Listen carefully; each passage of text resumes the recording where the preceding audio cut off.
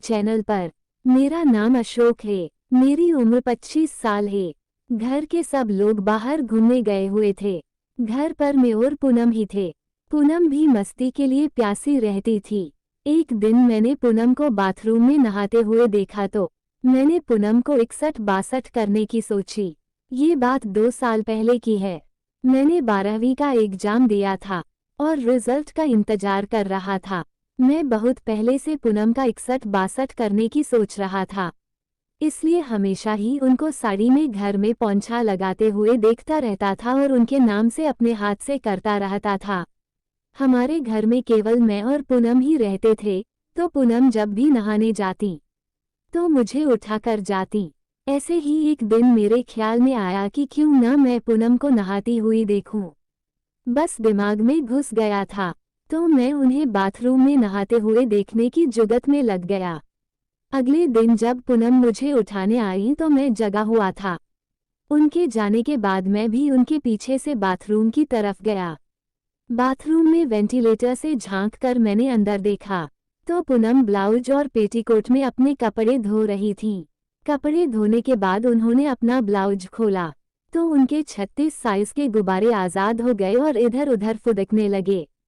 थोड़ी देर बाद पूनम ने अपना पेटीकोट निकाला और मेरी तरफ अपनी पीठ को कर लिया। पूनम ने पैंटी पहनी हुई थी। मैं जानता था कि पूनम ब्रा नहीं पहनती हैं, पर पैंटी पहनती हैं, ये मैंने आज जाना था। अब नहाने लगी थी, वो अपनी पीठ मल रही थी और मैं अपना औजार तैयार हो गया था। थोड़ी देर बाद पूनम अपनी फलोदी को हिलाने लगी और ये सीन देखकर मैं अपने हाथ की स्पीड बढ़ा रहा था। पूनम नहाने के बाद मुड़ी तो मेरे सामने उनके बड़े बड़े गुब्बारे आ गए। मुझे पूनम के मम्मों को देखते ही एकदम से मानो ज्वर चढ़ गया और मैं उन्हें देखते हुए ही झड़ गया था। झड़ जाने के बाद मैं उधर से हट गया। अब तो ये मेरा रोज का काम हो गया था। कई मर्तबा मैंने पूनम को अपनी चिड़िया में उंगली करते भी देखा, तो मैं समझ गया कि इनको भी 61-62 की आग सताती है। एक दिन मैंने सोचा कि अब कुछ आगे बढ़ा जाए। मैंने अब पूनम को अपना हथियार दिखाने का ठान लिया। ऐसे ही कुछ दिनों बाद पूनम चेकअप के लिए अस्पताल गई थी, तो मैं अपने दोस्त से मिलने उसके घर चला गया। जब मैं लौटा तब तक पूनम आ गई थी। वो अपने कमरे में ब्लाउज और पेटीकोट में सोई हुई थी। मैं उनके पास जाकर जमीन पर बैठ गया और पूनम के गुब्बारे निहारने लगा।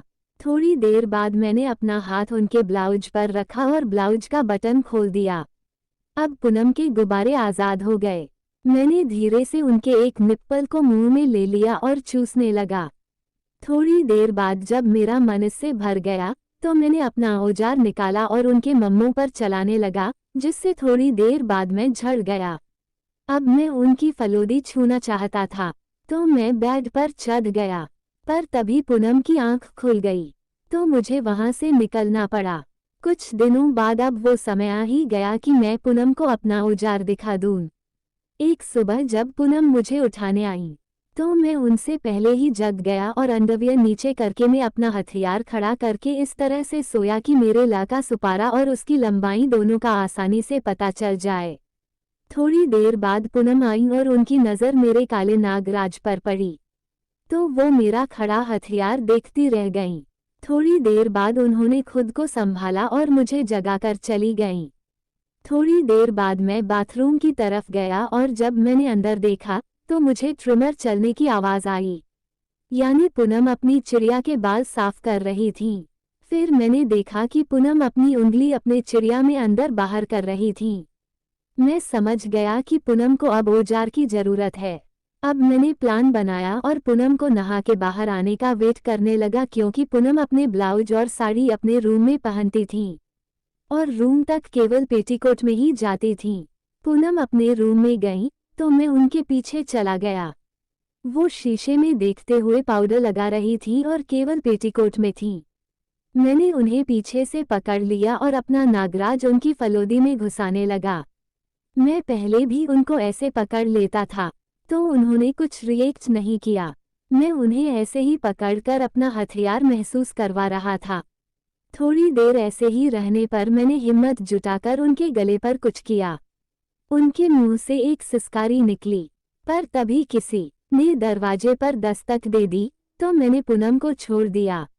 पूनम ने कहा, देख तो दरवाजे पर कौन है। मैं देखने गया, बाहर कोई पड़ोस से आया था। मैं उनसे बात करने लगा, जब तक वो गया तब तक पूनम पूरी तैयार हो चुकी थी। मैंने उनको देखा, उन्होंने आज रेड साड़ी, ब्लाउज, पेटीकोट पहना था। होठों पर लिपस्टिक, गले में मंगलसूत्र, हाथों में चूड़ियां।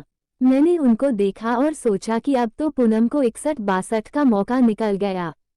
फिर मैं टीवी देखने लगा। दोपहर में करीब 1 बजे खाना खाकर मैं सोफे पर बैठकर रागिनी मूवी देख रहा था, जो डरावनी कम और रोमांटिक ज्यादा थी। तभी पूनम वहां आ गई तो मैंने चैनल बदल दिया। तभी पूनम ने मेरे हाथ से रिमोट लेकर वही मूवी लगा दी। हम दोनों मूवी देखने लगे। उसमें एक डरावना सीन आया तो पूनम मेरे पास आ गई और मुझसे लिपट गई। इससे मुझे भी थोड़ी हिम्मत आ गई और मैंने अपना हाथ पूनम की चिड़िया पर रख दिया। पूनम ने कुछ नहीं कहा तो मैं धीरे धीरे अपना हाथ सहलाने लगा।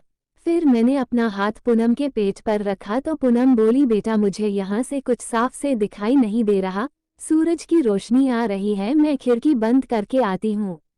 पूनम खिड़की बंद करने गई तो मैंने अपना काम करना चालू कर दिया। आपको यह मेरी कहानी कैसी लगी मुझे कमेंट करके बताना। Bye bye.